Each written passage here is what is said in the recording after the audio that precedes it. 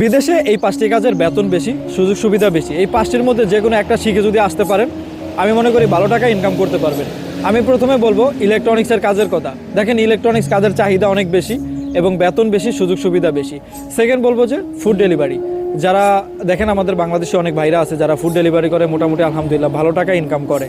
কেউ 40-50, কেউ 60-70, কেউ আবার 80-90-এর দিকেও চলে যায়, যে আর যেই ক্যাপাবিলিটি। এরপরে হচ্ছে ভাই, আপনি যদি পরিশ্রম করতে পারেন তাহলে এসি টেকনিশিয়ান কাজটা শিখে বিদেশে আসেন। বিদেশে প্রচুর পরিমাণ এসির কাজ আছে। এই গেল 3 নাম্বার। 4 নাম্বার, যারা শিক্ষা যোগ্যতা ভালো আছে ভাই, আমি সবসময় ভিডিও বানাই, যাদের শিক্ষা আছে তারাও যেই কাজ করতে পারবেন, যারা শিক্ষা নাই তারা কি কাজ করতে পারবেন, এইসব বিষয়গুলো নিয়ে।